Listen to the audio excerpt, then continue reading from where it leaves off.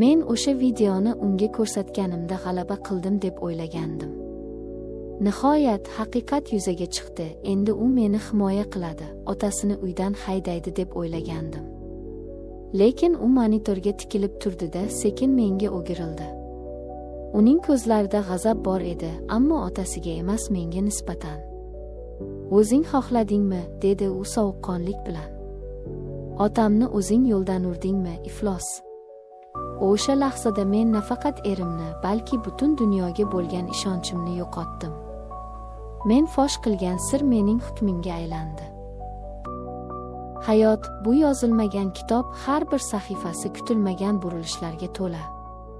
Ba'zan biz panoh deb bilgan qo'rg'onimiz aslida eng xavfli qafas bo'lib chiqadi.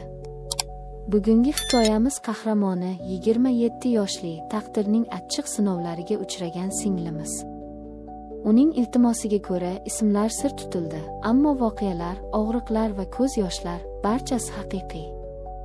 Agar siz ham adolat va haqiqat tarafida bo'lsangiz, videoga like bosing. Kanalimizga obuna bo'lib, qo'ng'iroqchani yoqing.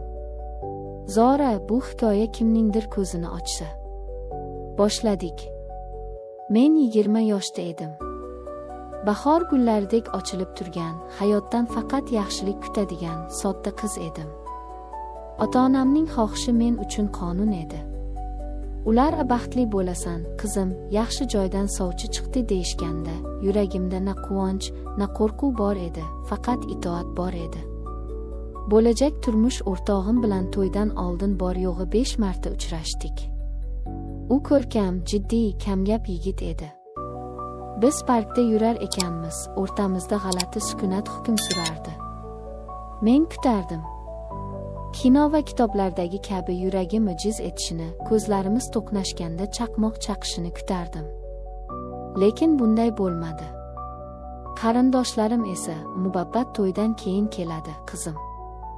Erkak kishini yashab bilasan. Tanigan bilan yashash zerikarli, siri bo'lmaydi" deb uqtirishardi. Men ularga ishondim. To'y kuni oppoq libosda ko'zguga qarab o'zimga o'zim va'da berdim. Men dunyodagi eng yaxshi kelin bo'laman. Men bu insonni sevib qolaman. Albatta sevaman. Nikoh kechasi. U menga yaqinlashganda men titrab ketdim. Uning qo'llari muloyim, ammo biroz sovuq edi. O'rtamizda yonib turgan ehtiros yo'q edi, lekin hurmat bor edi. U menga ozor bermadi. "O'rganib ketamiz", dedi u sekin pichirlab. Shu bir og'iz so'z menga umid berdi. Ha, bizda olovli sevgi yo'q edi, lekin biz bir-birimizga suyanishimiz mumkin edi. Men shunday deb o'ylardim. Erimning oilasi katta va serhasham edi. Qaynota-qaynonam, erimning akasi, uning xotini, ovsinim va ularning 2 bolasi. O'zbekchilik, hammamiz bir hovlida, bir qozondan ovqat yeb yashardik. Dastlabki 3 oy xuddi tushdek o'tdi. Kelinlik vazifalari sahardan turib hovli supurish, nonushta tayyorlash. Men charchasam ham yuzimdan tabassum arimasdi. Qaynonam qattiqqo'l, lekin adolatli ayoldek tuyulardi. Lekin bu uyda g'alati bir atmosfera bor edi. Devorlarning ham qulog'i bordek, har bir burchakda qandaydir sir yashiringandek tuyulardi. Ovsinim. U o'ziga xos, sho'x, chiroyi o'rnida ayol edi. Lekin uning ko'zlarida men tushunmagan bir o't yonardi. U ko'pincha erimning akasi, o'z eri yo'g'ida o'ziga ko'proq oro berar, ochiqroq kiyinar edi. Dahshatli voqealar sekinasta boshlandi. Kunduzlari uyda kim qolardi? Erim va qaynim ishda, bolalar maktabda, qaynonam ko'pincha qo'shnilarnikida yoki bozorda bo'lardi. Uyda men, ovsinim va qaynotam qolardik. Uy katta, ish ko'p. Men ko'pincha oshxona yoki hovli ishlari bilan band bo'lardim.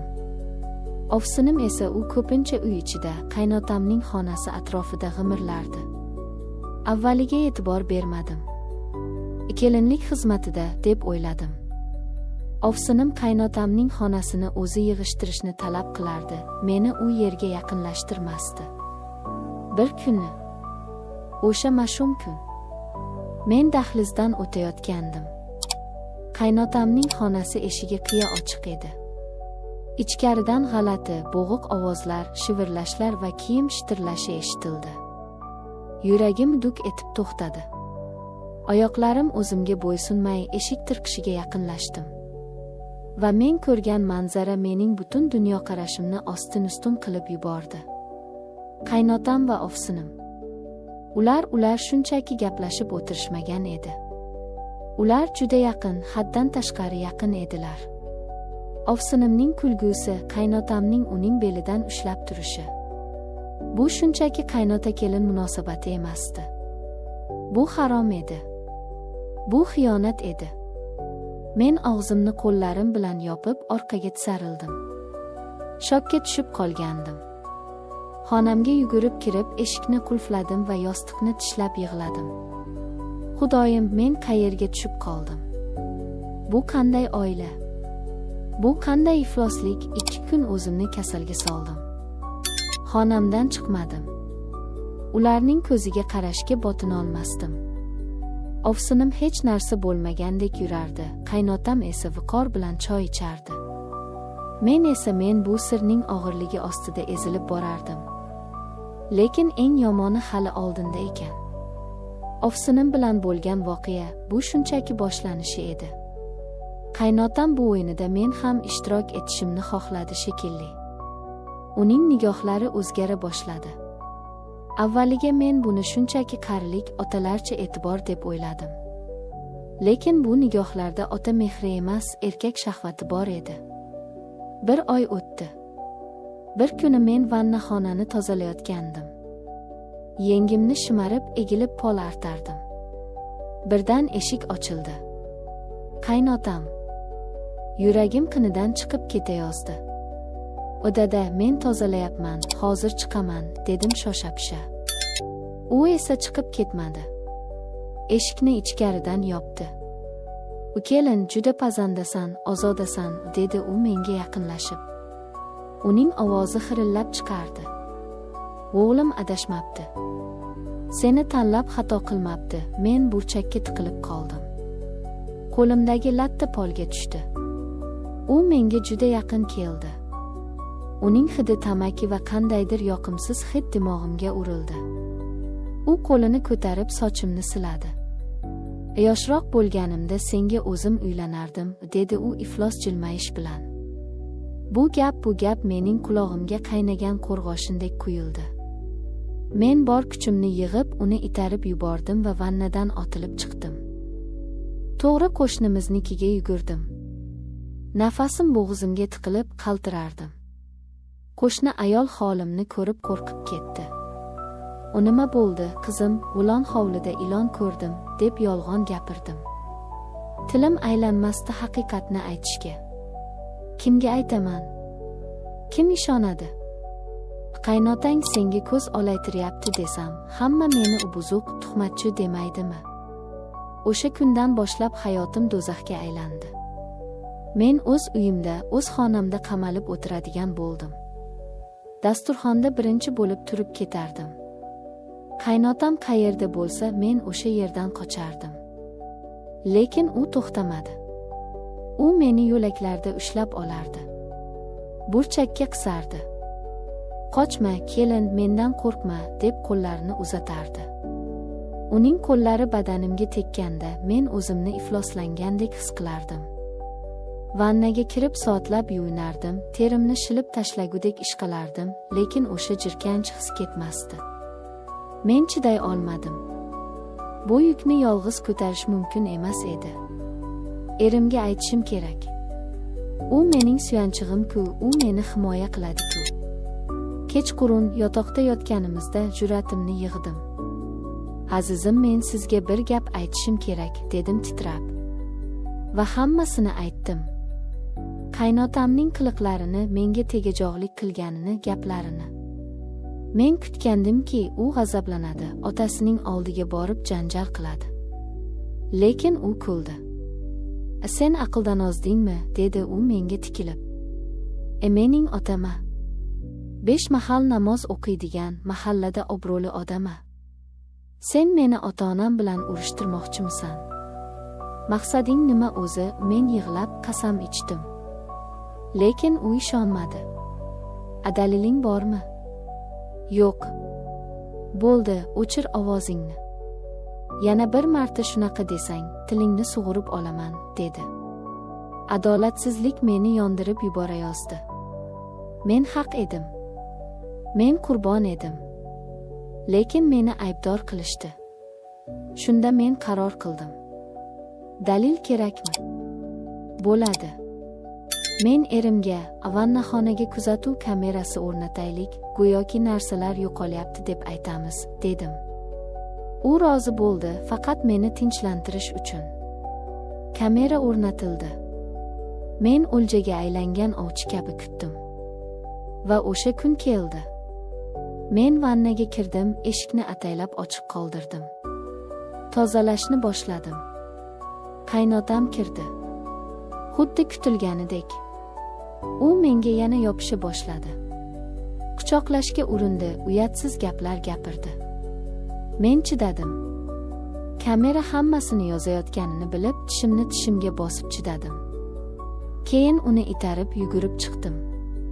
Kechqurun erim keldi. "Mana", dedim men telefonimni unga uzatib. "Mana dalil. Endi ko'ring otangiz kimligini." Erim videoni ko'rdi. Uning yuzi avval oqardi, keyin qizardi, keyin ko'karib ketdi. Uning ko'zlarida men dahshatni ko'rdim. Men yengil tortdim. "O bo'ldi, endi u tushundi", deb o'yladim. U xonadan chiqib ketdi. 2 soat yo'q bo'lib ketdi. Men xonada o'tirib chamadonimni yig'ishtirish haqida o'ylardim. Biz bu uydan ketamiz, alohida yashaymiz deb o'yladim. Eshik ochildi. Erim kirdi. Lekin u meni quchoqlamadi. Uzr so'ramadi. U menga nafrat bilan qaradi. "Sen", dedi u tishlari orasidan. "Sen otamni yo'ldan urding. Sen ataylab qilding. Sen shaytonsan", qulog'imga ishonmadim. "U nima? Videoni ko'rdingiz-ku?" U menga yopishdi, "Otam qari odam. U o'zini bilmaydi. Sen yoshsan, sen hayo qilishing kerak edi. G'unajin ko'zini suzmasa, buqa ipini uzmaydi. Sen unga ko'z suzgansan, sen uni majburlagansan." Bu gaplar, bu ayblovlar meni tamom qildi. O'z erim meni himoya qilish o'rniga o'z otasining gunohini menga yukladi. U haqiqatni ko'rib turib ham ko'r bo'lishni tanladi. Chunki otasiga qarshi chiqishga, haqiqatni tan olishga uning jur'ati yetmadi. U qo'rqoq edi. Shu ondayoq bu uyda bir daqiqa ham qolmasligimni tushundim. Men narsalarimni yig'dim. "Men ketaman", dedim. "Ketsang ketaver. Senga o'xshagan buzuq xotin menga kerak emas", deb baqirdi u ortimdan. Ota-onamning uyiga qaytdim. Hammasini aytib berdim. Dadam g'azabdan tutaqib ketdi. Onam yig'ladi. Lekin ular menga ishonishdi. "O qizim, sen poksan, biz seni bilamiz", deyishdi. Bu men uchun eng katta madad bo'ldi. Ajrashish jarayoni boshlandi. Qaynonam va erim meni ayblashda davom etishdi. "Keliningiz otamizga osildi", deb tuhmat qilishdi. Ammo dadam qattiq turdi. "Agar qizimni tinch qo'ymasangiz, videoni sudga beraman, butun mahallaga ko'rsataman", deb po'pisa qildi. Shundan keyingina ular qo'rqib ajrashishga rozi bo'lishdi. Hozir men ota-uyimdaman. Fabrikada ishlayapman. Tinchman. Lekin yuragimda chuqur jarohat bor. Ko'chada erkak kishini ko'rsam titrab ketaman. Turmushga chiqish bu haqda o'ylashga ham qo'rqaman. Qaynotam va ovsinimning xiyonati, erimning adolatsizligi, bularning bari meni erkaklarga bo'lgan ishonchimni sindirdi. Og'zi kuygan qatiqni ham puflab ichadi, deyishadi. Men endi har bir qadamimni o'ylab bosaman. Lekin umidimni uzganim yo'q. Bilaman, dunyoda yaxshi insonlar ham bor. Alloh menga ham bir kun chinakam baxtni, meni tushunadigan, meni himoya qiladigan g'unajin ko'zini suzmasa deb tuhmat qilmaydigan mard insonni uchratishni nasib qiladi. Aziz ayollar, singillar, mening hikoyamdan xulosa qiling. Agar sizga nisbatan nohaqlik bo'layotgan bo'lsa, jim turmang. Qo'rqmang. Siz yolg'iz emassiz. Hatto eng yaqin insoningiz yuz o'girsa ham, haqiqat baribir siz tomonda bo'ladi. O'zingizni asrang. Nomusingizni, g'ururingizni hech kimga toptatib qo'ymang. E'tiboringiz uchun rahmat. Agar bu video yuragingizga yetib borgan bo'lsa, izohlarda fikringizni qoldiring. Keyingi videolarda ko'rishguncha omon bo'ling.